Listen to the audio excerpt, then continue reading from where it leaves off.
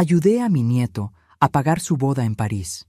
Cuando me encontré con mi nuera en el aeropuerto para volar juntas el gran día, me dijo: «Espera en la sala VIP, te busco después del check-in». Nunca regresó. 5 horas abandonada ahí, ya había hecho 3 llamadas que iban a convertir su vida en un infierno. Comenta tu ciudad abajo y suscríbete para mantenerte conectado. Pero déjenme explicarles desde el principio cómo una abuela de 58 años se convirtió en la pesadilla de su propia nuera. Mi nombre es Patricia Hernández, y si me hubieran dicho hace 6 meses que estaría sentada en la sala VIP del Aeropuerto Internacional de Madrid, esperando a una nuera que jamás regresaría, me habría reído. Claro, conociendo a Carmen, tal vez debería haber sospechado algo.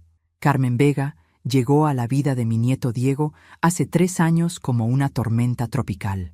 Hermosa, intensa y destructiva.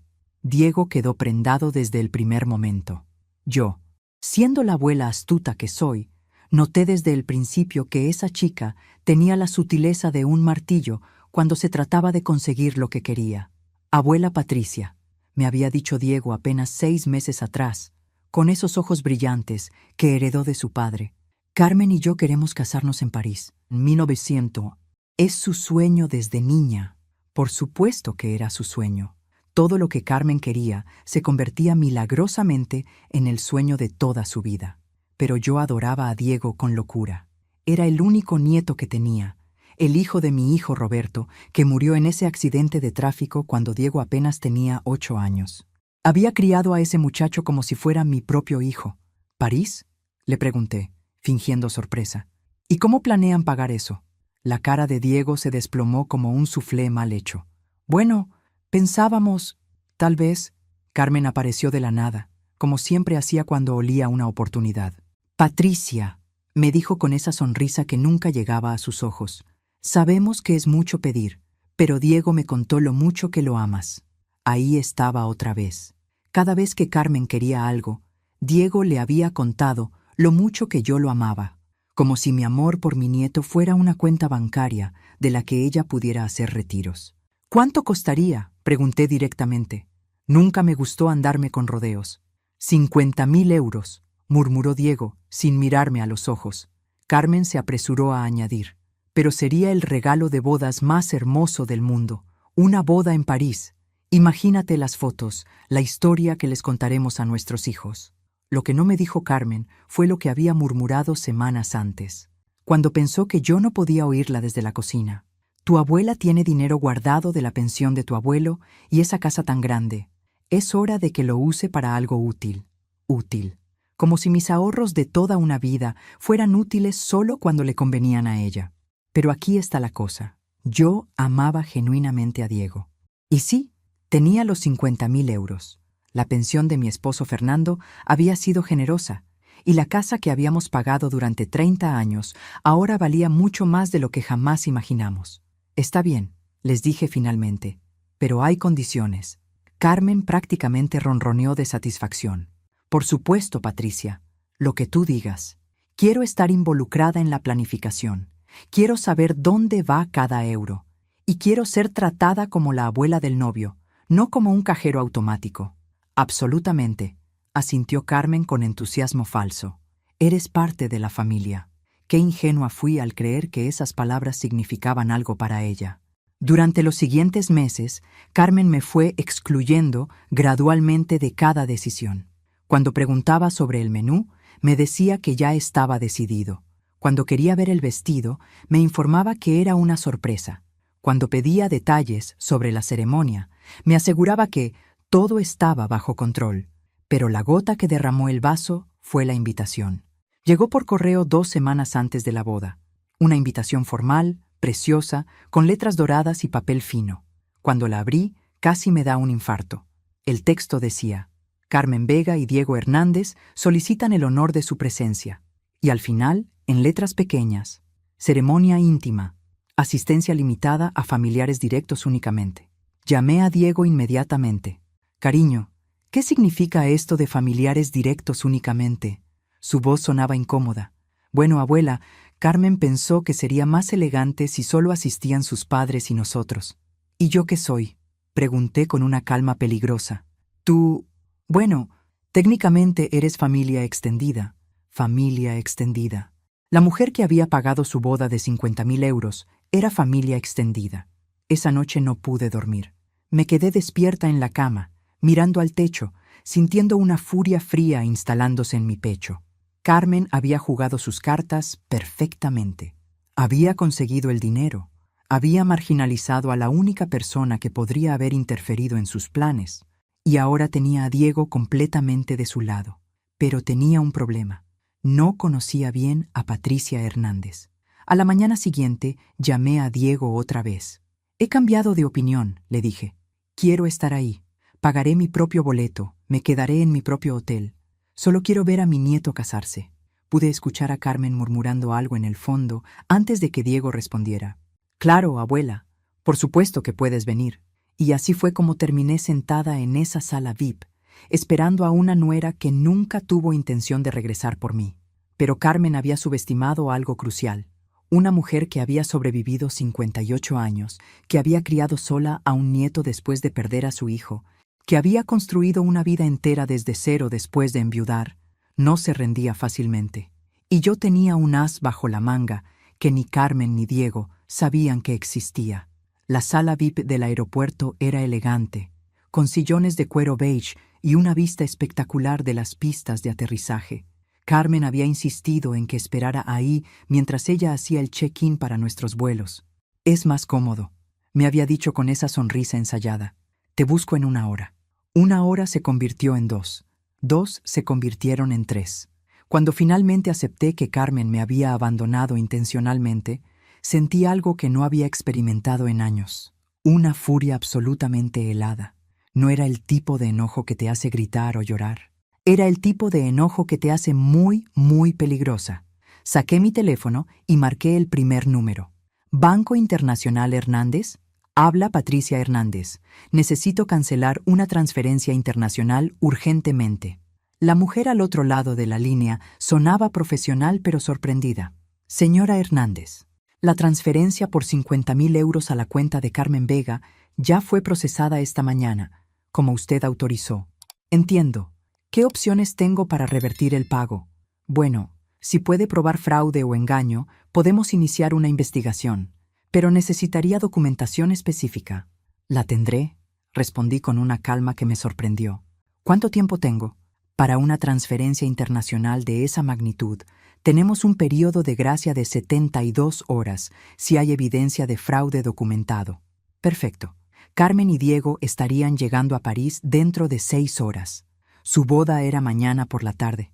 Eso me daba exactamente el tiempo que necesitaba. Colgué y marqué el segundo número. Hotel Ritz París. Habla Patricia Hernández. Tengo una reservación bajo el nombre de Carmen Vega para esta noche y mañana. Sí, señora. Una suite nupcial reservada y pagada por usted. ¿Necesita hacer algún cambio? Sí, quiero cancelar inmediatamente toda reservación pagada con mi tarjeta de crédito. Entiendo. Señora, ¿puedo preguntar el motivo? Cambio de planes familiares, respondí secamente. Después de confirmar la cancelación, respiré profundo. Carmen y Diego llegarían al hotel más elegante de París para descubrir que no tenían dónde quedarse en su noche de bodas. Pero eso era solo el comienzo. Marqué el tercer número. Este era el más importante. «Monsieur Dubois», pregunté en mi mejor francés, agradeciendo las clases que había tomado cuando Fernando y yo soñábamos con visitar París juntos. Soy Patricia Hernández. Hablamos sobre la organización de la boda de mañana. «Ah, oui, Madame Hernández». La voz del organizador de bodas sonaba alegre. Todo está preparado perfectamente para la ceremonia de mañana. El chateau, las flores, el catering, todo pagado por usted. Exactamente sobre eso llamaba, monsieur. Necesito hacer una cancelación completa. Hubo una pausa larga. Pardonnez-moi, madame. ¿Una cancelación? ¿Mañana es la boda? Ha habido un cambio de circunstancias familiares. ¿Cuál es su política de cancelación para eventos pagados con 24 horas de anticipación? Bueno, pude escuchar páginas pasando. Normalmente, para cancelaciones con menos de 48 horas, conservamos el 80% del pago como penalización. Pero usted pagó por adelantado, así que... Conserve el 100%, lo interrumpí. Considérelo una compensación por las molestias. Solo asegúrese de que no haya ceremonia mañana. ¿Está segura, madame? ¿No quiere hablar primero con la novia? Me reí, y hasta a mí me sorprendió lo áspero que sonó. La novia tendrá muchas cosas de las que hablar muy pronto, Monsieur Dubois. Después de colgar, me quedé sentada en ese sillón de cuero, mirando por la ventana cómo los aviones despegaban hacia destinos desconocidos. En algún lugar sobre el Mediterráneo, Carmen probablemente estaba brindando con champán, celebrando lo fácil que había sido deshacerse de la vieja abuela entrometida. Mi teléfono sonó. Era Diego. Abuela, ¿dónde estás? Carmen dice que no apareciste en la puerta de embarque. Estoy exactamente donde Carmen me dejó, respondí tranquilamente. En la sala VIP, esperando. ¿Esperando qué? El vuelo ya salió. Esperando que mi nieto me explique por qué su futura esposa me abandonó intencionalmente en el aeropuerto después de que yo pagué 50.000 euros por su boda. Silencio. Un silencio muy largo. Finalmente, Diego tartamudeó. Abuela, debe haber sido un malentendido. ¿Un malentendido? Mi voz seguía calmada, pero había acero en ella. Diego, ¿sabes cuántas veces en los últimos 6 meses Carmen me ha hecho sentir que soy una carga? ¿Cuántas veces me ha tratado como si fuera solo un medio para conseguir lo que quiere? Abuela, por favor, ¿sabías que ella le dijo a sus amigas que era un alivio no tener que lidiar conmigo en París? ¿Que sería más fácil disfrutar la boda sin la vieja metiéndose en todo? Pude escuchar a Carmen murmurando algo urgente en el fondo. ¿Cómo supiste eso?, preguntó Diego con voz pequeña. Porque, mi querido nieto, tengo oídos. Y a diferencia de lo que tu novia piensa, no soy una vieja tonta.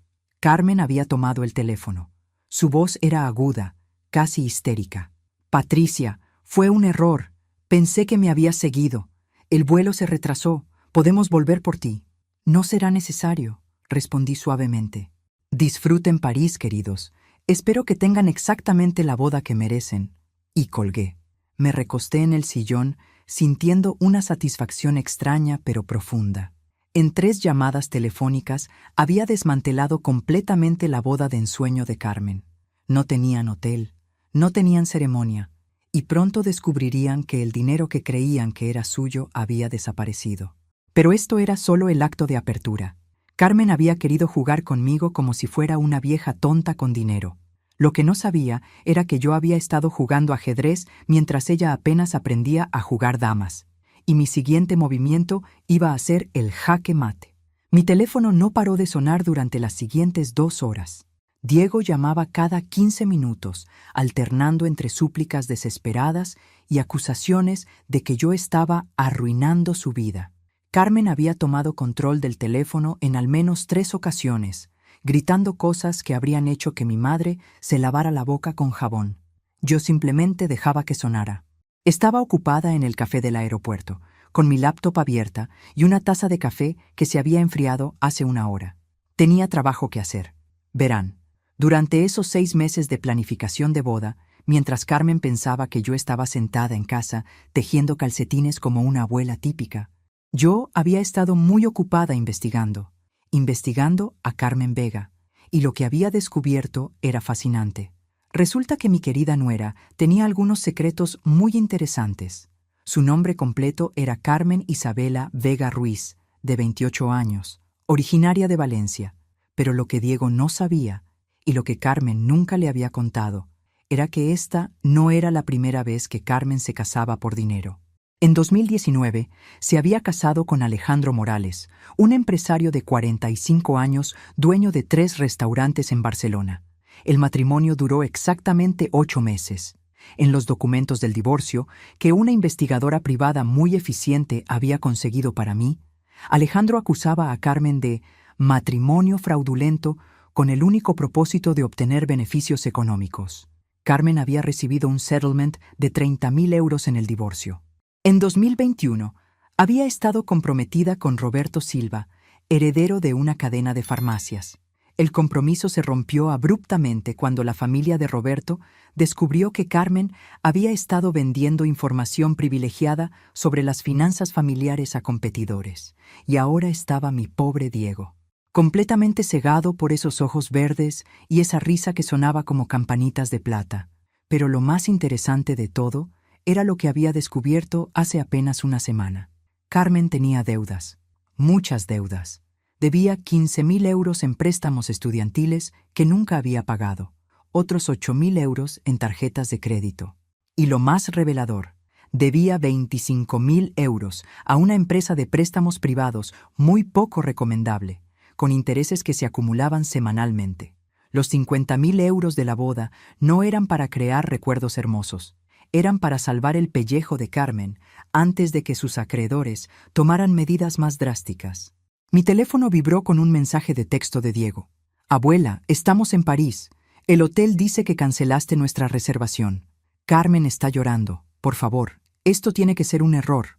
Respondí, no es un error, cariño. Pero tal vez es hora de que tengas una conversación honesta con tu novia sobre sus deudas y sus matrimonios anteriores. Mi teléfono sonó inmediatamente. ¿Qué matrimonios anteriores? La voz de Diego sonaba completamente confundida. Pregúntale a Carmen sobre Alejandro Morales, sugerí dulcemente. O sobre Roberto Silva, o sobre los 48.000 euros que debe actualmente. Silencio total. Luego escuché a Diego murmurar algo a Carmen y después el sonido de una discusión muy intensa en español. Carmen tomó el teléfono y su voz ya no era dulce, era venenosa. Eres una bruja entrometida, siseó. No tienes derecho a investigar mi vida privada. Tienes razón, admití alegremente. No tengo derecho, pero tengo dinero, y resulta que el dinero te da muchos derechos que no sabía que tenía. Devuélveme mi dinero. ¿Tu dinero? Me reí genuinamente. Carmen, querida, ese nunca fue tu dinero. Era mi dinero, que yo estaba dispuesta a regalar por amor a mi nieto. Pero resulta que tú no amas a mi nieto. Solo amas su conexión conmigo y mi billetera. Eso no es verdad, ¿no? Entonces dime, Carmen, ¿cuándo ibas a contarle a Diego sobre tus deudas? ¿O sobre tu historial de matrimonios por conveniencia? ¿O sobre el hecho de que tus padres, que supuestamente iban a asistir a la boda, en realidad no han hablado contigo en 2 años porque les robaste dinero? El silencio del otro lado de la línea me dijo que había dado en el clavo. No sabes nada sobre mi familia, murmuró Carmen, pero ya no sonaba segura. Sé que Rosa Vega, tu madre, cambió las cerraduras de su casa después de que tú vaciaste su cuenta de ahorros. Sé que tu padre, Miguel Ruiz, le dijo a toda la familia que no te ayudarían más porque eres una sanguijuela. Sus palabras, no las mías. Carmen estaba llorando ahora. Pero no eran lágrimas de tristeza. Eran lágrimas de frustración pura. El llanto de alguien cuyo plan perfecto se estaba desmoronando. Diego merece saber la verdad, continué suavemente. Merece tomar una decisión informada sobre con quién quiere pasar su vida. Tú no puedes decidir por él. Tienes razón. No puedo, pero puedo asegurarme de que tenga toda la información necesaria. Carmen me colgó. 10 minutos después, Diego me llamó de vuelta. Su voz sonaba rota, completamente diferente. ¿Es verdad?, preguntó simplemente. ¿Qué parte? Todo. Los matrimonios, las deudas, su familia. Suspiré. Sí, cariño, todo es verdad. ¿Por cuánto tiempo lo has sabido? Desde hace 3 meses. ¿Y no me dijiste nada? ¿Me habrías creído?, pregunté gentilmente. ¿O habrías pensado que era una abuela celosa tratando de sabotear tu felicidad? Otro silencio largo. Finalmente, Diego admitió. Probablemente no te habría creído. Por eso tenía que esperar a que lo viera por ti mismo. ¿Qué hago ahora? ¿Abuela? Estamos en París, no tenemos hotel, no tenemos boda, y aparentemente no tengo novia. Carmen se fue hace 1 hora. Dijo que esto era culpa mía por tener una abuela psicótica. A pesar de todo, me dolió escuchar el dolor en su voz. Vienes a casa, le dije firmemente. Cambio tu boleto. Consigo que regreses esta misma noche. Y mañana hablamos de cómo una persona que realmente te ama jamás te habría puesto en esta situación. ¿Todavía me amas, abuela? Después de todo esto, mi corazón se rompió un poco. Diego, mi amor, yo no hice todo esto porque dejé de amarte. Lo hice exactamente porque te amo demasiado para verte casarte con alguien que solo te ve como un medio para llegar a un fin. Esa noche, Diego tomó el último vuelo de París a Madrid. Yo lo estaba esperando en el aeropuerto con una taza de chocolate caliente y los brazos abiertos. Carmen nunca regresó a España. Según las redes sociales, 1 semana después ya estaba en la Riviera Francesa, coqueteando con un hombre mayor en un yate. Pero la historia de Carmen era solo un capítulo de lo que realmente había comenzado. porque lo que yo había descubierto sobre mí misma durante esas 3 llamadas telefónicas en el aeropuerto era mucho más importante que lo que había descubierto sobre ella. Había descubierto que tenía poder y que sabía usarlo. 3 meses después del fiasco de París, mi vida había cambiado de maneras que nunca habría imaginado. Diego se había mudado de vuelta a mi casa temporalmente, y para ser honesta, me encantaba tenerlo cerca otra vez. Estaba sanando, tanto de la traición de Carmen como de la vergüenza de haber sido tan ciegamente manipulado. Pero yo también estaba sanando, de años de ser tratada como una abuela conveniente, disponible cuando se necesitaba dinero o cuidados, pero fácilmente ignorada cuando no era útil. La experiencia con Carmen me había abierto los ojos a algo fundamental. Había estado permitiendo que me trataran como una ciudadana de segunda clase en mi propia familia. Esa revelación llegó a su punto crítico un martes por la tarde cuando recibí una llamada de mi nuera Elena, la esposa de mi hijo menor, Ricardo. «Patricia», me dijo con esa voz dulce que usaba cuando quería algo, «necesitamos hablar». Elena y Ricardo habían estado casados durante 8 años y habían perfeccionado el arte de pedirme favores sin parecer que me pedían favores. Siempre era «necesitamos hablar» o «tenemos una situación» o «pensamos que podrías ayudarnos». «¿De qué se trata esta vez?», pregunté, ya sabiendo la respuesta. «¿Podrías venir a cenar el viernes? Ricardo preparará tu pollo en salsa verde favorito». Ahí estaba, la cena familiar aparentemente casual que precedía a la gran petición. En el pasado, habría aceptado inmediatamente, emocionada de que quisieran pasar tiempo conmigo. Ahora, después del asunto Carmen, había desarrollado un radar muy sensible para la manipulación. «¿Qué necesitan?», pregunté directamente. «Nada», protestó Elena con demasiado entusiasmo. «Solo queremos pasar tiempo en familia». «Elena, después de 8 años, creo que nos conocemos lo suficiente para saltarnos la parte donde pretendemos que esto es una invitación social inocente». Hubo una pausa larga. Finalmente, Elena suspiró. «Está bien. Necesitamos ayuda con el enganche para la casa nueva». «Por supuesto que sí». Ricardo y Elena habían estado viviendo en un apartamento de alquiler desde que se casaron, siempre ahorrando para comprar su primera casa. El problema era que su idea de ahorrar incluía vacaciones en Ibiza, un coche nuevo cada 3 años y cenas en restaurantes caros 3 veces por semana. «¿Cuánto necesitan?», pregunté. «20.000 euros». Casi me reí.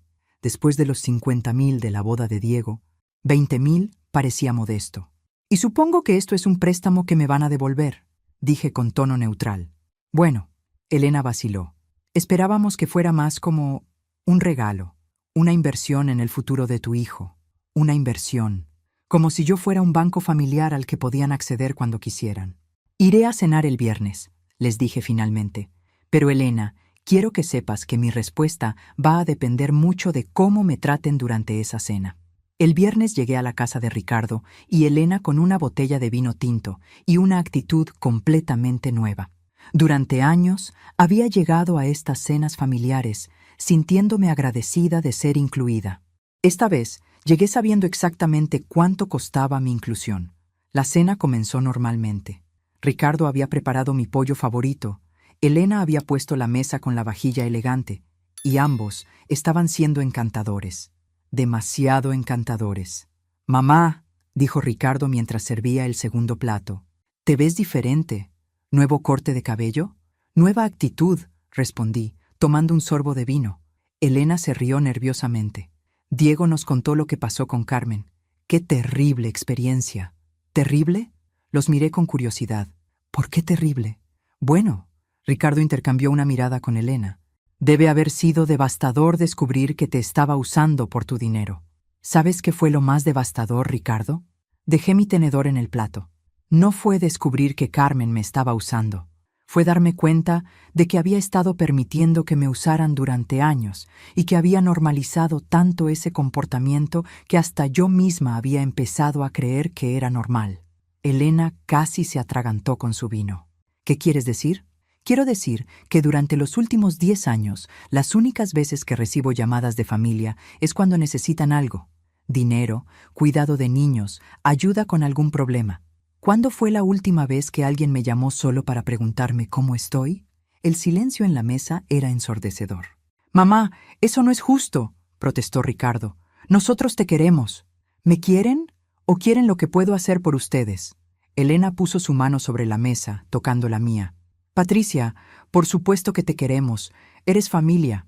¿Soy familia? Retiré mi mano gentilmente.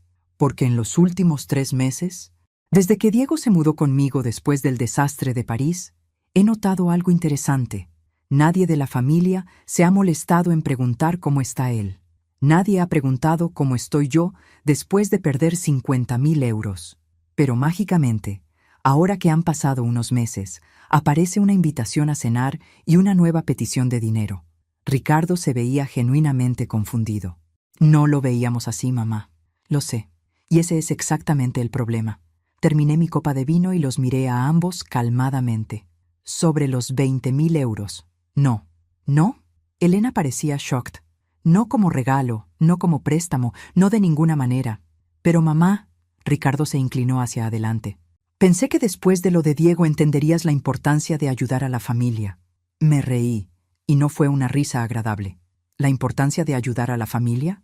Ricardo, yo perdí 50.000 euros protegiendo a Diego de una mujer que lo estaba usando. ¿Qué hiciste tú para ayudar a tu sobrino durante esa crisis? Bueno, nosotros estuvimos ahí para él emocionalmente, tartamudeó Elena. ¿Estuvieron ahí? Diego dice que no ha hablado con ustedes en meses. Otro silencio incómodo. La respuesta es no, repetí, levantándome de la mesa. Y déjenme explicarles por qué. Ustedes tienen trabajos estables. No tienen hijos todavía. No tienen gastos médicos o emergencias reales. Quieren 20.000 euros porque quieren una casa más grande, no porque la necesiten. Quieren que yo subsidie su estilo de vida porque es más fácil que hacer sacrificios reales para ahorrar. Eso no es justo, protestó Elena con lágrimas en los ojos. ¿Saben qué no es justo? Me puse mi abrigo. Que durante 8 años he regalado dinero, tiempo y energía esperando que eso me comprara un lugar real en esta familia. Pero lo único que conseguí fue establecer el precedente de que Patricia está ahí para resolver problemas financieros. Mamá, por favor. Ricardo se levantó también. No te vayas así. ¿Sabes qué voy a hacer con esos 20.000 euros? Le sonreí. Voy a tomarme unas vacaciones, sola, a un lugar hermoso donde nadie me conozca como la abuela rica, sino simplemente como Patricia. Y me fui. Mientras manejaba de vuelta a casa, me sentía más ligera de lo que me había sentido en años. Diego estaba esperándome con té y galletas, y cuando le conté lo que había pasado, me abrazó fuerte. «Estoy orgulloso de ti, abuela», me dijo. «Era hora de que todos aprendieran a valorarte por quien eres, no por lo que puedes darles». Esa noche, mientras planeaba mi viaje a Grecia, había decidido que quería ver las islas antes de cumplir 60. Me di cuenta de algo importante. El poder que había descubierto en el aeropuerto no era solo la habilidad de castigar a quienes me lastimaban. Era la habilidad de valorarme a mí misma lo suficiente para decir no. Y resulta que no era una palabra mucho más poderosa de lo que jamás había imaginado. Mi viaje a Grecia duró 3 semanas y fue absolutamente transformador. Por primera vez en décadas, desperté cada mañana preguntándome qué quería hacer yo, no qué necesitaba hacer alguien más. Caminé por las calles empedradas de Mykonos, navegué entre las islas en ferries que olían a sal y diésel, y aprendí que a los 58 años aún podía sorprenderme a mí misma. Lo más sorprendente fue descubrir que no me sentía sola. Durante años, había confundido estar sola con sentirse sola. En Grecia, estando completamente sola, me sentía más acompañada que nunca porque finalmente estaba disfrutando mi propia compañía. Regresé a Madrid bronceada, relajada y con una perspectiva completamente nueva sobre mi vida. Diego me recibió en el aeropuerto con un ramo de flores y una sonrisa que no había visto en su cara desde antes del desastre de Carmen. «Te ves feliz, abuela», me dijo mientras caminábamos hacia el coche. «Me siento feliz», admití, por primera vez en mucho tiempo. Durante el viaje a casa, Diego me puso al día sobre lo que había pasado en mi ausencia. Carmen había intentado contactarlo varias veces desde Francia, alternando entre súplicas desesperadas y amenazas legales vacías. Él había bloqueado su número, pero lo más interesante era que Ricardo y Elena habían llamado 3 veces, cada vez con una versión ligeramente diferente de por qué realmente necesitaban los 20.000 euros. ¿Ah, sí? Pregunté con diversión. ¿Cuáles fueron las nuevas razones? Primero dijeron que era para emergencias médicas futuras, luego que era una inversión educativa. La tercera vez admitieron que simplemente querían una casa más grande para impresionar a los padres de Elena. Me reí. Al menos finalmente fueron honestos. Hay algo más. Diego me miró de reojo mientras manejaba. Tu hermana Luz llamó. Eso me sorprendió. Luz y yo no habíamos hablado en casi un año. Mi hermana menor vivía en Barcelona con su esposo y sus 2 hijas ya adultas, y nuestra relación había sido complicada desde que nuestros padres murieron hace 5 años, 2 años antes que Fernando. ¿Qué quería? Al principio dijo que quería saber cómo estabas después de la situación con Carmen, pero luego empezó a preguntar sobre tu situación financiera. Por supuesto que sí. La noticia de que había perdido 50.000 euros en la boda cancelada de Diego había llegado hasta Barcelona, pero aparentemente había mutado en el camino. Según Luz, había escuchado que yo tenía problemas de dinero y quería ayudar. ¿Ayudar cómo?, pregunté, aunque ya sabía la respuesta. Dijo que podría prestarte dinero si lo necesitabas. También mencionó que su cuñado es abogado y podría ayudarte a recuperar el dinero de Carmen. Luz siempre había sido la hermana exitosa financieramente. Su esposo tenía una constructora próspera, vivían en una casa enorme, y Luz había perfeccionado el arte de la generosidad condescendiente. Cada regalo de Navidad venía con un comentario sobre lo difícil que debía ser vivir con solo la pensión de Fernando. ¿Le dijiste que no tengo problemas de dinero? Se lo dije, pero parecía escéptica. Dijo que nadie pierde 50.000 euros a menos que esté desesperado. Esa noche, llamé a Luz. ¡Patricia!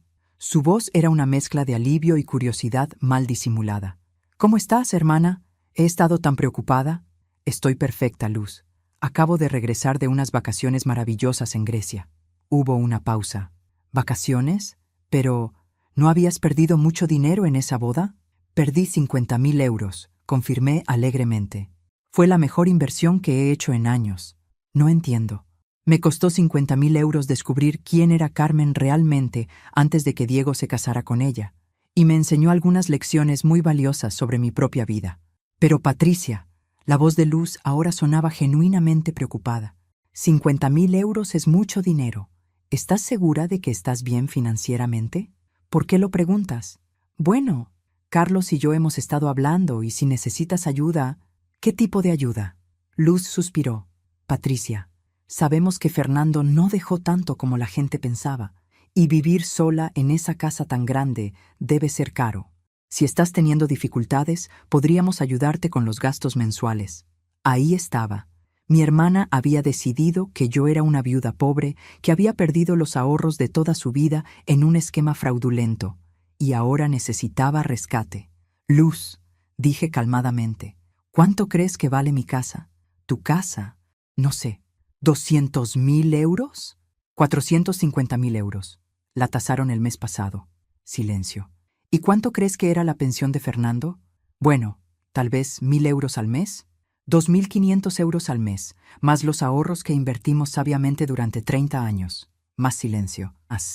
Luz, querida, continué suavemente. No soy una viuda pobre que necesita rescate. Soy una mujer de 58 años con suficiente dinero para mantener mi independencia y tomar decisiones sobre cómo gastarlo, incluidas decisiones aparentemente locas, como perder 50.000 euros para proteger a mi nieto. Yo no sabía, lo sé, y esa es exactamente la actitud que estoy tratando de cambiar. Durante años, todo el mundo ha asumido que soy frágil, necesitada o fácilmente manipulable porque soy viuda y abuela. Pero resulta que soy más fuerte, más inteligente y definitivamente más rica de lo que nadie imaginaba. Después de colgar con Luz, me quedé sentada en mi sala, mirando las fotos de mi viaje a Grecia que había puesto en la mesa de centro. En una de ellas, estoy parada en un acantilado en Santorini, con el mar azul infinito detrás de mí y una sonrisa genuina en la cara. Diego entró con 2 tazas de té. ¿Todo bien con la tía Luz? Todo perfecto, respondí, tomando mi taza. Solo necesitaba establecer algunas realidades. ¿Sabes qué es lo que más me gusta de ti ahora, abuela? Diego se sentó a mi lado en el sofá. ¿Qué? Que ya no pides disculpas por ocupar espacio. Tenía razón. Durante meses después del incidente del aeropuerto, había estado disculpándome constantemente.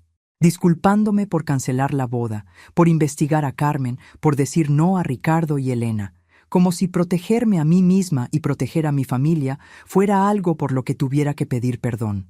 Pero ya no me sentía así.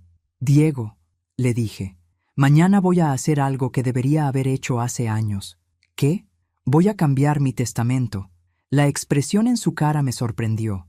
No era codicia ni preocupación por su herencia. Era orgullo.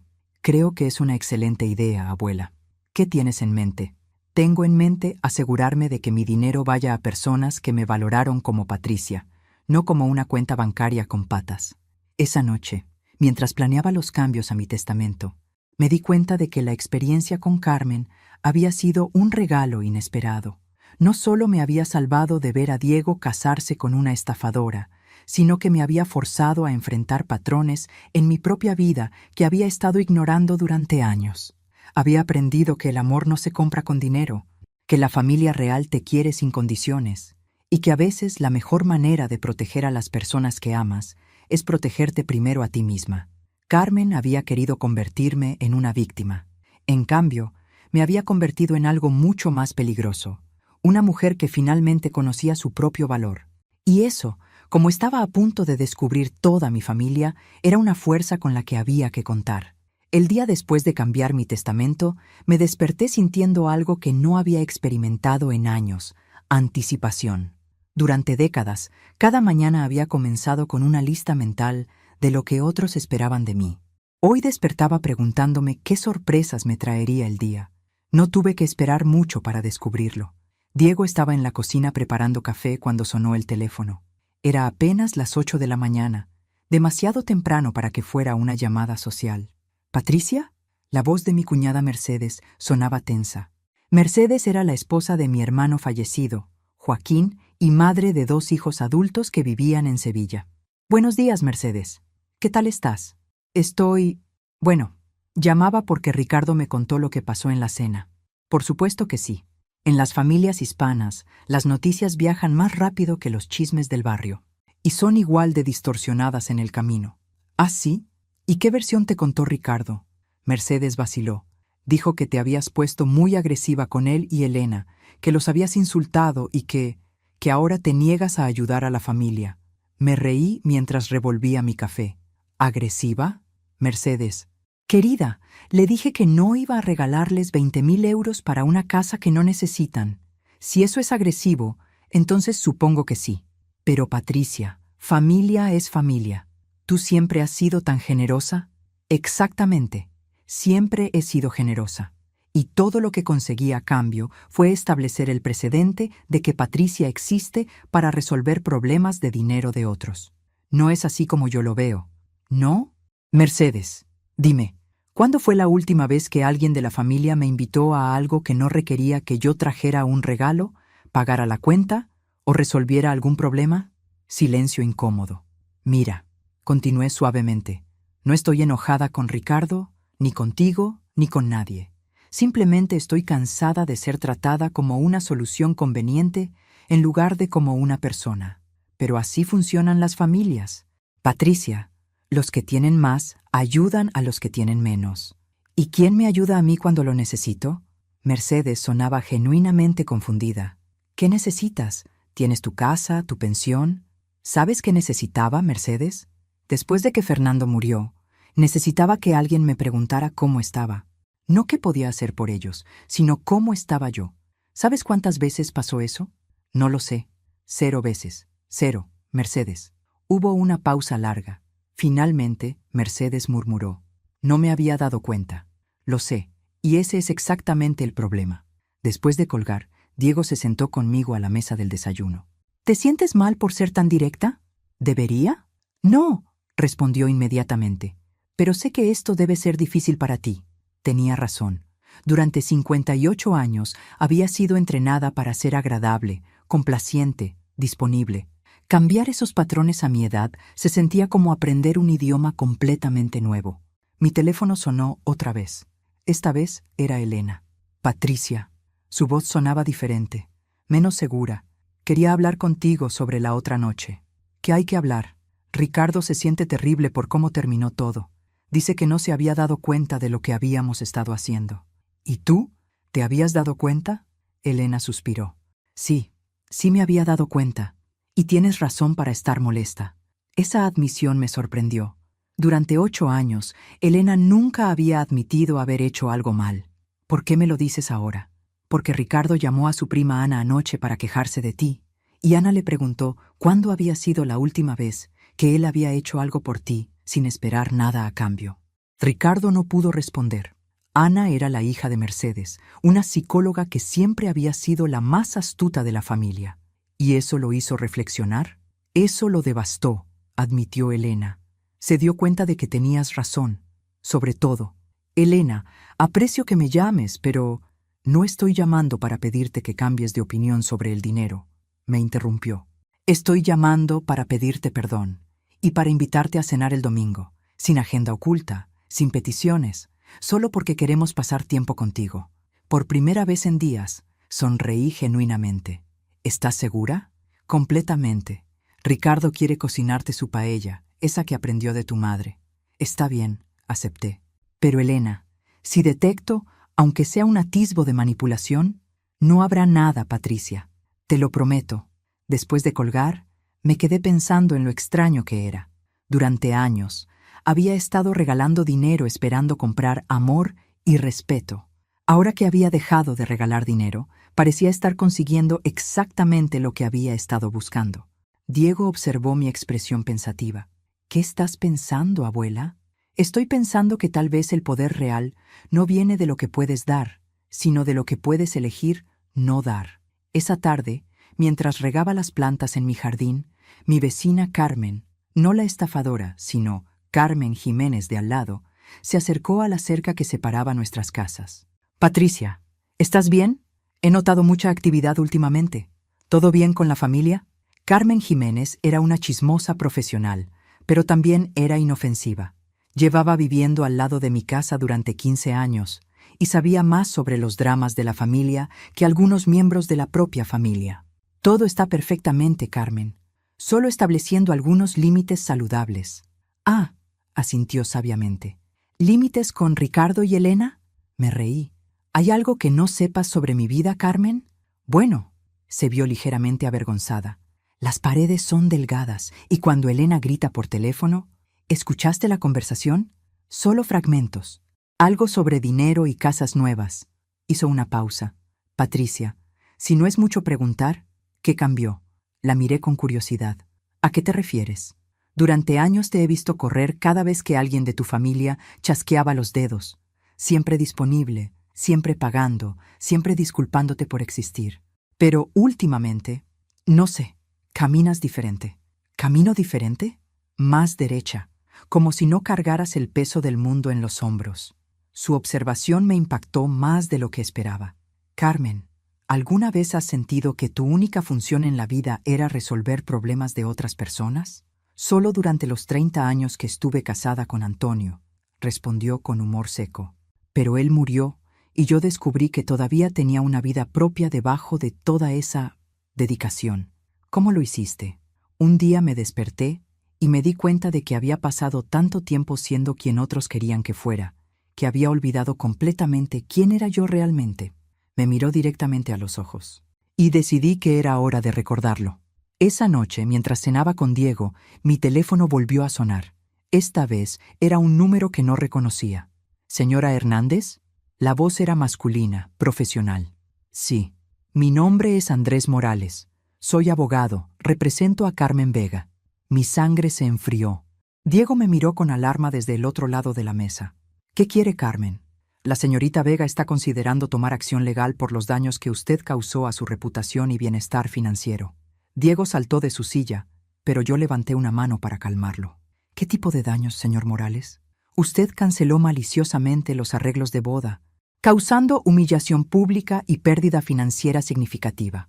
Me reí, y debo haber sonado genuinamente divertida porque el abogado se quedó callado. Señor Morales, ¿Su clienta le contó que estuvo casada anteriormente con Alejandro Morales? ¿Sin apellido tuyo, por casualidad? Silencio. ¿Le contó sobre sus 48.000 euros en deudas?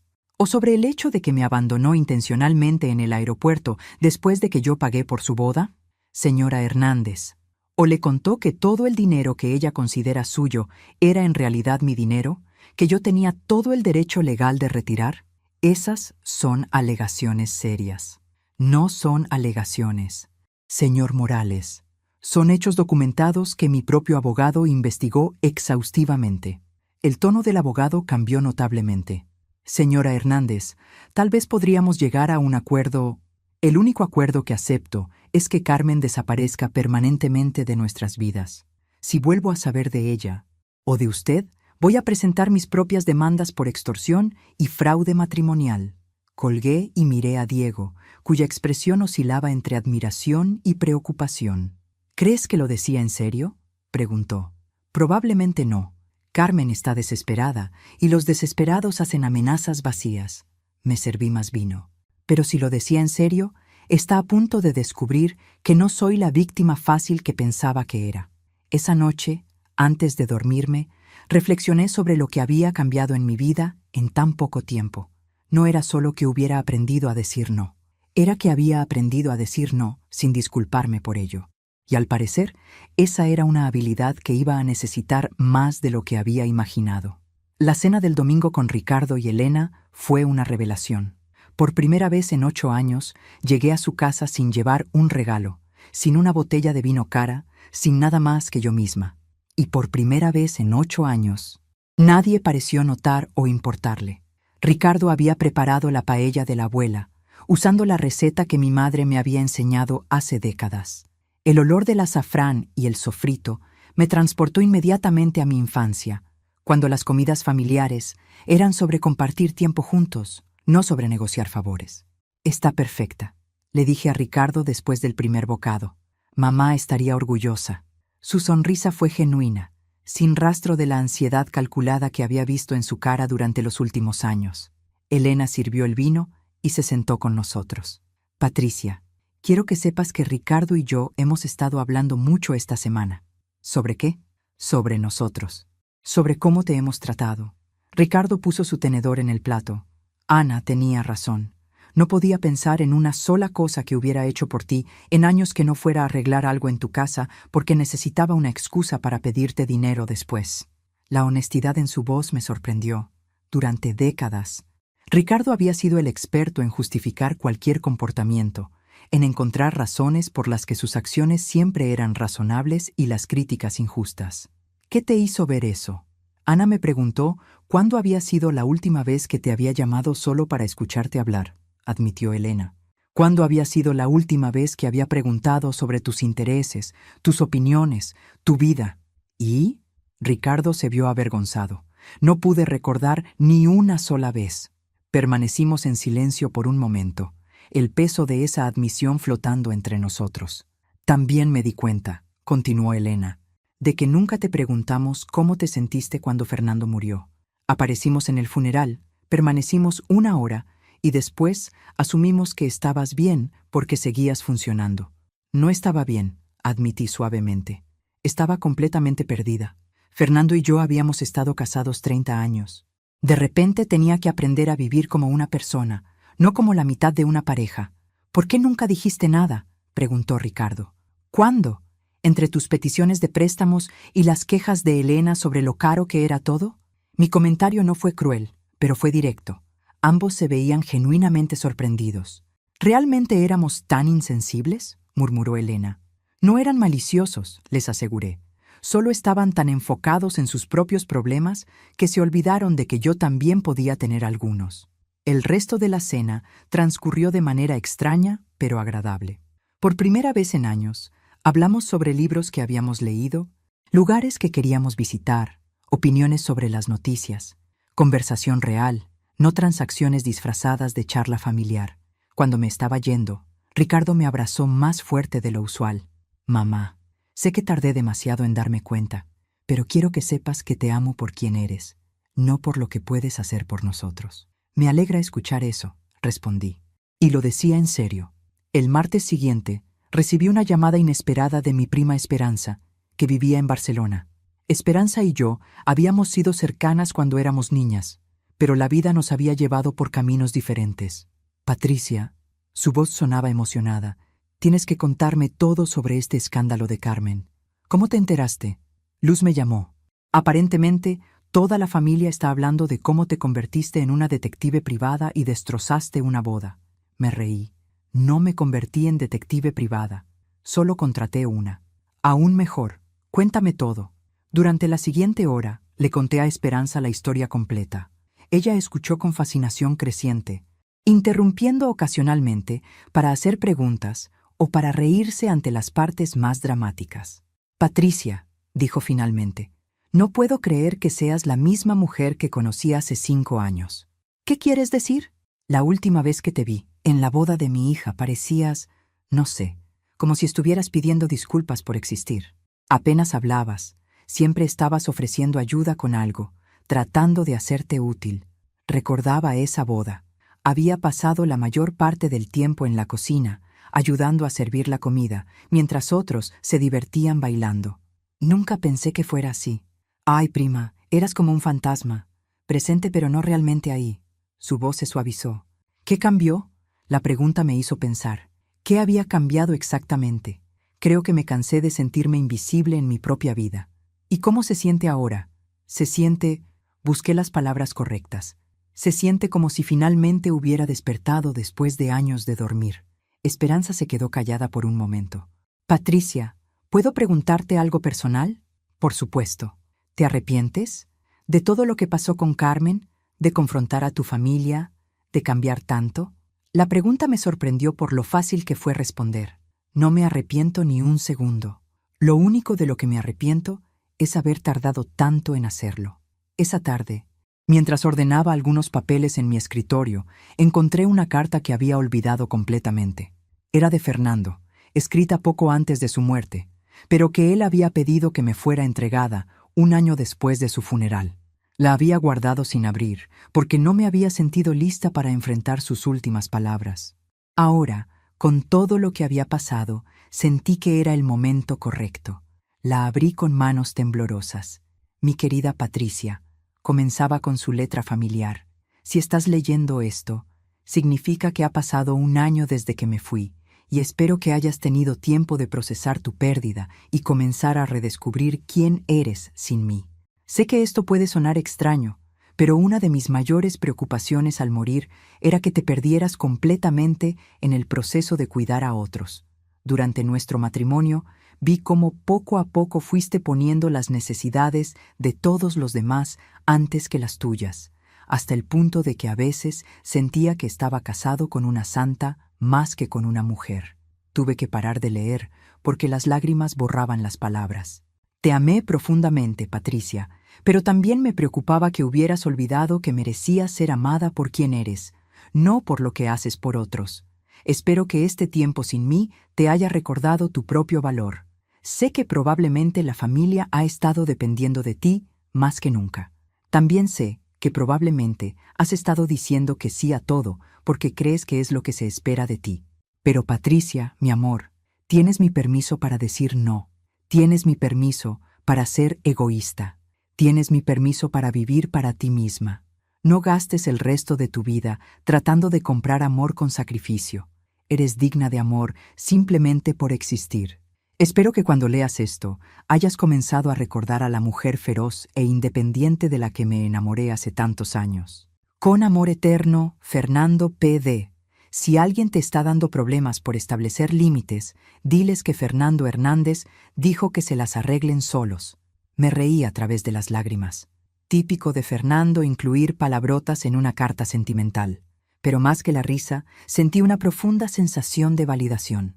Mi esposo, el hombre que me había conocido mejor que nadie, había visto exactamente los mismos patrones que yo estaba tratando de cambiar, y me había dado permiso para cambiarlos. Esa noche, llamé a Diego para contarle sobre la carta. Abuela, me dijo después de que terminé de leer las partes más importantes. Es como si el abuelo hubiera sabido exactamente lo que ibas a necesitar escuchar. ¿Sabes qué es lo más extraño?, le dije. He pasado el último año sintiéndome culpable por cambiar, por no ser la misma mujer que era cuando Fernando estaba vivo. Pero resulta que él quería que cambiara. El abuelo siempre fue el más inteligente de la familia. Esa noche me dormí sintiendo algo que no había experimentado desde la muerte de Fernando: su aprobación. Y por primera vez desde que comenzó toda esta transformación, me sentí completamente en paz con la mujer en la que me estaba convirtiendo. Pero la paz, como descubriría pronto, era solo la calma antes de la tormenta más grande que enfrentaría. 3 semanas después de encontrar la carta de Fernando, recibí una visita que no esperaba. Era un sábado por la mañana, y estaba en el jardín podando las rosas cuando escuché que alguien tocaba la puerta principal. Diego estaba en el trabajo. Había encontrado un empleo en una empresa de marketing digital y estaba reconstruyendo tanto su carrera como su confianza en sí mismo. Así que fui a abrir la puerta yo sola. Del otro lado estaba Carmen. No mi vecina Carmen Jiménez, sino Carmen Vega, la exprometida de Diego. Se veía diferente, más delgada, con el cabello más corto y vestida de manera más conservadora de lo que recordaba. Pero esos ojos verdes seguían siendo los mismos. «Hola, Patricia», dijo suavemente. Mi primera reacción fue cerrar la puerta, pero algo en su expresión me detuvo. No era la arrogancia calculada que recordaba. Parecía derrotada. «¿Qué haces aquí, Carmen? Necesito hablar contigo. Solo 5 minutos, te lo prometo». Todas las alarmas en mi cabeza gritaban que no la dejara entrar. Pero había algo en su postura, en la manera en que sostenía sus manos, que me dio curiosidad. 5 minutos, le dije, manteniéndome en el umbral. Habla. Carmen tomó una respiración profunda. Vine a pedirte perdón. ¿Perdón? No pude evitar que mi voz sonara escéptica. Por todo. Por usarte. Por usar a Diego. Por abandonarte en el aeropuerto. Sus ojos se llenaron de lágrimas. Pero especialmente por hacerte sentir como si fueras solo un medio para conseguir lo que yo quería. La miré cuidadosamente. Carmen había sido una actriz consumada durante los meses que la conocí. Esta podía ser solo otra actuación. ¿Por qué ahora, Carmen? ¿Qué cambió? Mi vida se desmoronó completamente después de París, admitió. Los prestamistas privados vinieron a buscarme. Perdí mi apartamento. Tuve que mudarme de vuelta con mis padres, que básicamente me dijeron que era la decepción más grande de sus vidas. Interesante. Mis investigaciones habían mostrado que sus padres la habían desconocido hace años. ¿Tus padres?, pregunté con tono neutral. Carmen se vio avergonzada. Está bien, no con mis padres. Me quedé con una amiga. Pero Patricia, por primera vez en mi vida, tuve que enfrentar las consecuencias reales de mis acciones. ¿Y qué consecuencias fueron esas? Me di cuenta de que había lastimado a las únicas 2 personas que genuinamente se preocupaban por mí. ¿Diego y yo? No. Carmen negó con la cabeza. Diego se preocupaba por la idea que tenía de mí, no por quien realmente soy. Pero tú realmente trataste de conocerme. Realmente trataste de incluirme en la familia. Eso me sorprendió. ¿Cómo puedes decir eso? Te investigué, destrocé tu boda, cancelé todo, porque me diste 6 meses de oportunidades para ser honesta contigo antes de hacer cualquiera de esas cosas, respondió Carmen simplemente. Cada vez que me excluiste de la planificación, tú trataste de incluirte. Cada vez que fui grosera contigo, tú respondiste con paciencia. Incluso cuando claramente no te gustaba, seguiste tratando de construir una relación conmigo. Esto no era lo que había esperado escuchar de Carmen. ¿A dónde quieres llegar? Quiero llegar a que fuiste una mejor persona conmigo de lo que yo merecía, y que me enseñaste algo sobre mí misma que no quería ver. ¿Qué te enseñé? Carmen se limpió los ojos. Me enseñaste la diferencia entre alguien que trata de comprarte y alguien que trata de quererte. A pesar de mi escepticismo, esas palabras me tocaron. Carmen, ¿qué quieres realmente de mí? Nada, respondió inmediatamente.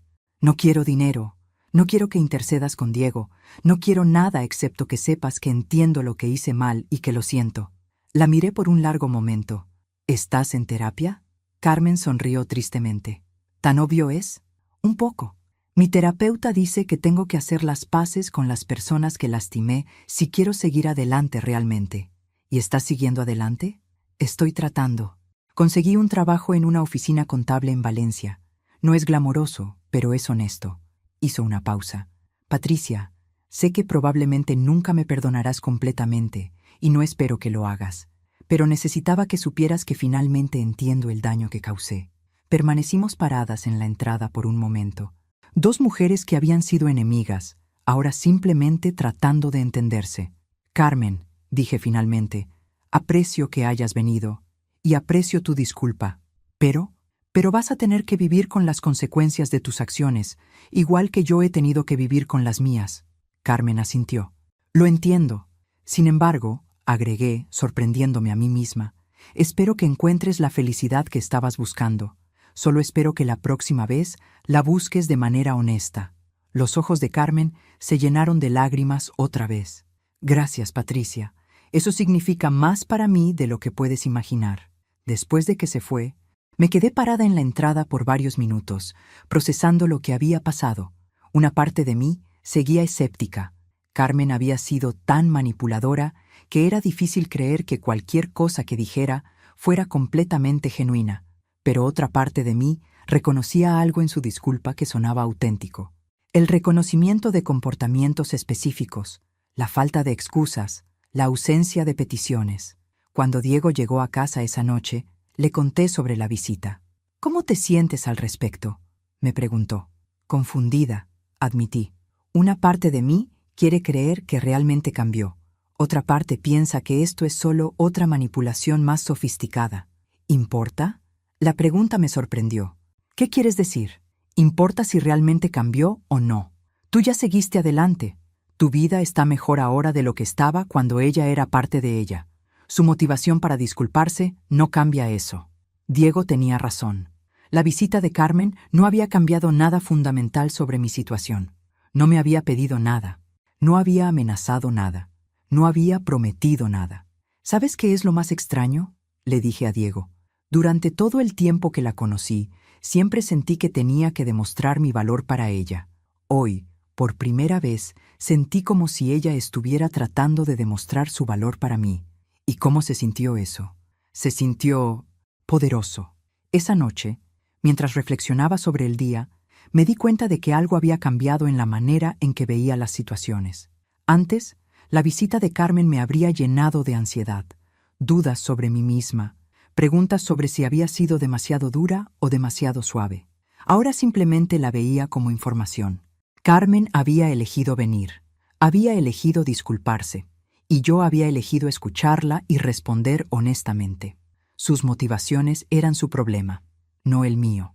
Esa nueva perspectiva me sirvió bien, porque al día siguiente recibí una llamada que pondría a prueba cada lección que había aprendido en los últimos meses. Era mi hermana Luz. Patricia, su voz sonaba tensa. Necesitamos hablar. Es sobre mamá. Nuestros padres habían muerto hace 5 años, así que por un momento no entendí de qué estaba hablando. ¿Qué sobre mamá? La casa familiar. Necesitamos venderla. La casa donde habíamos crecido, que nuestros padres habían dejado a ambas hermanas en partes iguales. Luz había estado viviendo en ella desde que murió papá, pagándome una renta mensual simbólica. ¿Por qué necesitamos venderla ahora? Carlos quiere expandir el negocio. Necesitamos el capital. Por supuesto que sí. El esposo próspero de Luz quería más prosperidad, y la manera más fácil de conseguirla era convencer a su esposa de vender la casa familiar. Luz, tú sabes que esa casa vale mucho más ahora de lo que valía cuando murieron papá y mamá. Exacto. Por eso es el momento perfecto para vender. ¿Y dónde vas a vivir? Carlos encontró una casa más moderna cerca de su oficina. Más moderna y probablemente más cara. Luz, ¿tú quieres vender la casa? Hubo una pausa larga. ¿Qué quieres decir? Quiero decir, ¿es tu idea o es idea de Carlos? Es algo que hemos estado discutiendo. Eso no responde mi pregunta. Otra pausa. Patricia, ¿vas a ser difícil sobre esto? Y ahí estaba. La expectativa automática de que yo accedería a lo que fuera mejor para Luz, sin considerar mis propios sentimientos o intereses. Voy a ser cuidadosa sobre esto, respondí. Es la casa donde crecimos, Luz. Tiene valor sentimental, además del económico. Pero tú no vives aquí. ¿Para qué la quieres? Tal vez no la quiera, o tal vez sí, pero no voy a tomar una decisión apresurada solo porque Carlos necesita capital para su negocio. Patricia, por favor, solo es una casa. Si solo es una casa, entonces pueden esperar mientras yo decido qué hacer con mi mitad. Luz suspiró con exasperación. ¿Cuánto tiempo necesitas? Todo el tiempo que necesite. Y por primera vez en mi vida, colgué a mi hermana antes de que ella me colgara a mí. La confrontación con Luz sobre la casa familiar fue solo el comienzo. Durante las siguientes 2 semanas, recibí llamadas diarias de diversos miembros de la familia, cada uno con una opinión sobre lo que debería hacer con mi parte de la herencia. Mi prima Ana me llamó para decirme que entendía mi posición, pero que tal vez debería considerar el panorama general de la familia. Mi tío Roberto, hermano de mi padre, me llamó para recordarme lo importante que era mantener la unidad familiar. Incluso Mercedes, mi cuñada, se sintió obligada a opinar que las casas son solo cosas materiales. Era fascinante ver cómo mi negativa a tomar una decisión inmediata había activado toda la red familiar. Como si mi simple acto de pensar cuidadosamente una decisión importante fuera una amenaza para el orden establecido. Lo más revelador fue la llamada de Carlos, el esposo de Luz. Patricia. Su voz tenía esa autoridad falsa que los hombres usan cuando esperan que las mujeres obedezcan automáticamente. Luz está muy preocupada por esta situación. ¿Qué situación, Carlos? Tu resistencia a vender la casa. No estoy resistiendo nada. Estoy considerando mis opciones. ¿Qué opciones? Es una decisión simple. La vendemos, dividimos el dinero, seguimos adelante. Es simple para ti porque no es tu casa familiar. Patricia. Su tono se volvió condescendiente. Sé que las mujeres tienden a ser sentimentales sobre estas cosas, pero tienes que ser práctica. Ahí estaba.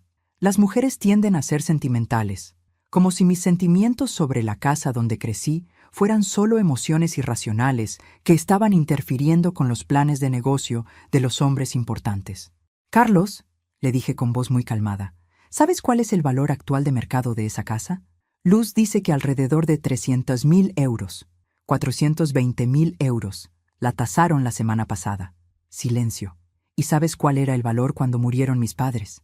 No, 180.000 euros. Ha más que duplicado su valor en 5 años. Y el barrio sigue gentrificándose. Bueno, entonces es aún mejor momento para vender, o es el mejor momento para conservarla como inversión. Patricia, no podemos esperar para siempre. ¿Quiénes nosotros, Carlos? Porque hasta donde yo sé, tú no eres propietario de ninguna parte de esa casa. Después de esa llamada, Luz me llamó llorando. Patricia, ¿por qué estás siendo tan cruel con Carlos? Él solo está tratando de ayudar. ¿Ayudar a quién, Luz? ¿A ti o a su negocio? Es lo mismo. Somos una familia. ¿Ah, sí? ¿Y cuando me preguntaron si yo quería ayudar a financiar la expansión del negocio de Carlos? Eso es diferente. ¿Cómo es diferente? Luz se quedó callada, probablemente dándose cuenta de que había admitido exactamente lo que yo sospechaba, que la venta de la casa familiar era esencialmente un préstamo forzado para el negocio de su esposo. Luz, le dije suavemente, ¿tú realmente quieres vender la casa donde crecimos? Es complicado, Patricia. No es complicado. Es una pregunta simple. ¿Sí o no? Carlos dice que es lo inteligente. No me importa lo que dice Carlos. ¿Tú qué quieres? Luz empezó a llorar. No lo sé. Durante tanto tiempo he hecho lo que Carlos piensa que es mejor que ya no sé qué quiero yo. Esa confesión me rompió el corazón.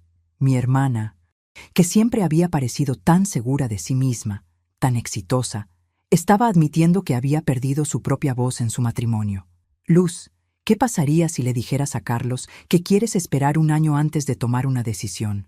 Se enojaría mucho. ¿Y después qué? ¿Qué quieres decir?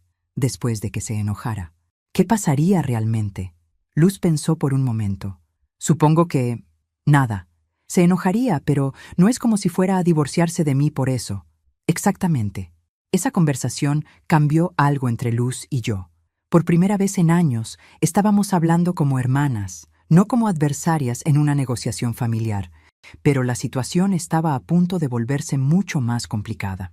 3 días después, recibí una llamada de un abogado que representaba a Carlos. Aparentemente, él había decidido tomar acción legal para forzar la venta de la casa, alegando que mi negativa irracional estaba causando pérdida financiera a Luz. Cuando le conté a Diego sobre la demanda, se puso furioso. No puede demandar para forzarte a vender tu propia propiedad. Aparentemente sí puede. Dice que como copropietaria, Luz tiene derecho a liquidar su inversión y que mi negativa a vender constituye obstaculización. ¿Es eso legal? Es complicado. Técnicamente, cualquier copropietario puede solicitar una partición forzosa si no hay acuerdo entre las partes. Diego se veía confundido. ¿Qué significa eso? Significa que un juez puede ordenar la venta de la propiedad y dividir las ganancias, incluso si uno de los propietarios no quiere vender. Eso es horrible. Es la ley. Esa noche, me senté en mi sala con una copa de vino, mirando las fotos familiares en la repisa. Ahí estábamos Luz y yo de niñas, jugando en el jardín de la casa que ahora Carlos quería convertir en capital para su negocio. Ahí estaban nuestros padres en su aniversario de bodas, orgullosos de la casa que habían comprado con tanto sacrificio. Y ahí estaba yo ahora, una mujer de 58 años, que finalmente había aprendido a valorarse a sí misma, enfrentando una demanda de su propio cuñado porque se había negado a tomar una decisión financiera apresurada. La ironía no se me escapaba. Durante meses había estado aprendiendo a establecer límites, a decir no, a no permitir que otros tomaran mis decisiones por mí. Ahora Carlos estaba literalmente tratando de usar el sistema legal para quitarme esa opción. Pero lo que Carlos no sabía, lo que nadie en mi familia sabía, era que durante las últimas semanas yo había estado tomando algunas decisiones muy importantes sobre mi futuro. Decisiones que estaban a punto de sorprenderlos a todos. La mañana siguiente llamé a mi abogado. «Hola, señor Martínez, soy Patricia Hernández. Necesito que me prepare algunos documentos». «Por supuesto, señora Hernández. ¿Qué tipo de documentos?» «Quiero hacer una oferta para comprar la parte de mi hermana de la casa familiar». «¿Una oferta de compra?» «Exacto. Voy a ofrecer 210.000 euros por su mitad. Es exactamente la mitad del valor de tasación actual». Hubo una pausa. «Señora Hernández, ¿está segura de que quiere hacer esa inversión?» Sonreí, mirando por la ventana hacia mi jardín donde Diego estaba podando las rosas. «Señor Martínez, estoy completamente segura. Es hora de que mi familia aprenda que Patricia Hernández ya no está disponible para ser manipulada, intimidada o forzada a hacer nada. ¿Y si rechazan la oferta? Entonces iremos a juicio. Y cuando ganemos, habré conservado mi casa familiar y habré demostrado que una mujer de 58 años puede ser más astuta que un hombre de negocios arrogante». «Señora Hernández», dijo mi abogado con admiración, «creo que va a disfrutar mucho de esto». Tenía razón. Por primera vez en meses, no solo estaba reaccionando a las acciones de otros, estaba tomando la iniciativa, y estaba a punto de recordarles a todos exactamente con quién estaban tratando. La oferta de compra llegó a las manos de Luz un martes por la mañana, entregada por mensajería oficial junto con una carta que había escrito personalmente. «Querida Luz», decía la carta, «después de mucha consideración, he decidido que quiero conservar la casa familiar. Por lo tanto, te ofrezco 210.000 euros por tu mitad, que es exactamente la mitad del valor de tasación actual. Esta oferta es válida por 48 horas. Si la rechazas, procederé a defender mi posición ante el tribunal y pelearé la demanda de Carlos hasta las últimas consecuencias. La decisión es tuya. Con amor, Patricia». Luz me llamó 2 horas después, histérica. «Patricia, ¿de dónde vas a sacar 210.000 euros? Eso no es tu problema». «Luz, ¿aceptas mi oferta o no? Pero Carlos dice que es una trampa. Dice que no tienes ese dinero y que estás tratando de ganar tiempo». Me reí, y debo haber sonado genuinamente divertida porque Luz se quedó callada. «Luz, querida, Carlos cometió el mismo error que Carmen. Asumió que soy una vieja tonta sin recursos. Pero resulta que tengo exactamente 387.000 euros en inversiones líquidas, más el valor de mi propia casa. Comprar tu parte de la casa familiar no solo es posible, sino que es una excelente inversión. ¿De dónde sacaste tanto dinero?» Fernando y yo fuimos muy buenos ahorrando e invirtiendo durante 30 años. Además, contraté a un asesor financiero después de su muerte que me ayudó a diversificar las inversiones inteligentemente. Pero Carlos dijo lo que los hombres arrogantes siempre dicen sobre las mujeres mayores, que somos incompetentes financieramente y dependientes de otros para tomar decisiones. Se equivocó. Luz se quedó callada por un momento. Patricia, ¿realmente harías eso? ¿Comprarías mi parte de la casa? No solo la compraría, Luz. La convertiría en una casa de alquiler para estudiantes universitarios. El barrio está lleno de jóvenes profesionales y podría sacar fácilmente 2.500 euros mensuales de renta. Es una inversión que se paga sola en 8 años. ¿Ya lo investigaste todo?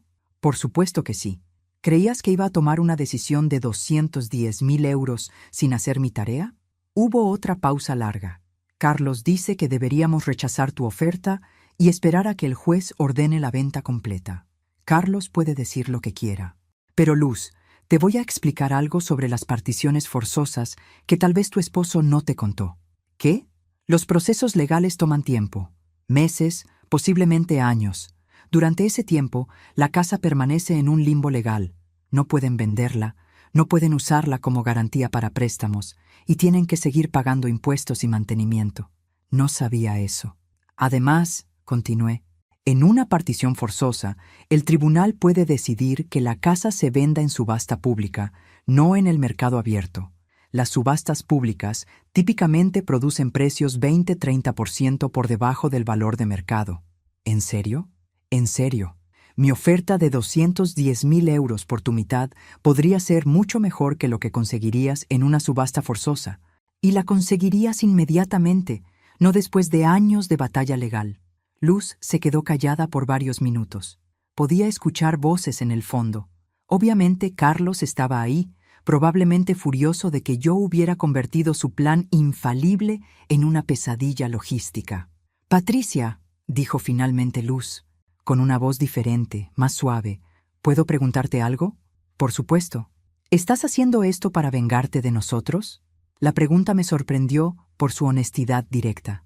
«No, Luz, lo estoy haciendo porque amo esa casa y porque estoy cansada de permitir que otros tomen decisiones sobre mi vida sin consultarme. ¿Y si acepto tu oferta? Entonces serás 210.000 euros más rica. Carlos tendrá el capital que necesita para su negocio, y yo seré la única propietaria de la casa donde crecimos. ¿Y seguiremos siendo hermanas?» Esa pregunta me rompió un poco el corazón. «Luz, siempre seremos hermanas, pero tendremos que aprender a ser hermanas que se respetan mutuamente, no hermanas donde una siempre cede a los deseos de la otra». Luz llamó de vuelta 4 horas después. «Acepto tu oferta», dijo simplemente. «¿Estás segura?» «Completamente segura. Y Patricia, Carlos está furioso conmigo. ¿Cómo te sientes al respecto?» «Sorprendentemente bien», respondió con una risita. «Resulta que puedo tomar mis propias decisiones financieras sin su permiso». La transferencia se completó una semana después. Yo era ahora la única propietaria de la casa familiar, y Luz tenía suficiente dinero para que Carlos expandiera su negocio sin quejarse. Pero lo más importante era lo que había cambiado en nuestras respectivas relaciones con el poder. Esa noche, mientras cenaba con Diego, reflexioné sobre todo lo que había pasado en los últimos 6 meses. «¿Te arrepientes de algo, abuela?», me preguntó Diego. «¿Sabes qué es lo único de lo que me arrepiento? ¿Qué? De haber tardado 58 años en aprender estas lecciones». Diego sonrió. «Pero las aprendiste, y nos enseñaste a todos algo en el proceso». «¿Qué les enseñé?» «Nos enseñaste que el amor real no viene con condiciones, que el respeto no se puede comprar, y que una mujer que finalmente conoce su propio valor es una fuerza imparable». 2 meses después, la casa familiar estaba completamente renovada y alquilada a 3 estudiantes de posgrado encantadores que me pagaban puntualmente cada mes y cuidaban la propiedad como si fuera suya. Carmen había encontrado estabilidad en Valencia y ocasionalmente enviaba postales con actualizaciones sobre su progreso en terapia. Ricardo y Elena me visitaban regularmente, no para pedir favores, sino para pasar tiempo real conmigo. Luz había comenzado a tomar clases de pintura, algo que siempre había querido hacer, pero que Carlos había considerado pérdida de tiempo. Y nuestras conversaciones telefónicas ahora incluían sus sueños, no solo sus obligaciones. Y Diego había comenzado a salir con una mujer maravillosa llamada Isabel, que me invitó a cenar la primera vez que nos conocimos, no porque necesitara mi aprobación, sino porque genuinamente quería conocerme. En cuanto a mí, había comenzado a tomar clases de tango. A los 58 años, había decidido que era hora de aprender a bailar para mí misma, no para complacer a nadie más. La noche de mi primera recital de tango, toda mi familia estaba ahí, no porque sintieran obligación de asistir, sino porque querían celebrar conmigo. Mientras bailaba bajo las luces del pequeño teatro, vestida en un vestido rojo que jamás habría tenido el valor de usar un año atrás, pensé en todo el camino que había recorrido. Había comenzado como una mujer que medía su valor por lo que podía dar a otros. Había terminado como una mujer que sabía que merecía amor simplemente por existir. El cambio no había sido fácil. Había perdido algunas relaciones en el proceso, pero las relaciones que quedaron eran reales, auténticas, basadas en amor mutuo en lugar de conveniencia mutua. Y por primera vez en décadas, cuando me despertaba cada mañana, la primera persona en la que pensaba no era en lo que otros necesitaban de mí. Era en lo que yo quería para mí. Resulta que eso no era egoísmo, era supervivencia. Y después de 58 años, finalmente había aprendido la diferencia. Ahora, me da curiosidad saber de ustedes que escuchan mi historia. ¿Qué harían si estuvieran en mi lugar? ¿Han pasado por algo similar? Comenten abajo. Y mientras tanto, les dejo en la pantalla final 2 historias más que son favoritas del canal y que definitivamente los sorprenderán. Gracias por acompañarme hasta aquí.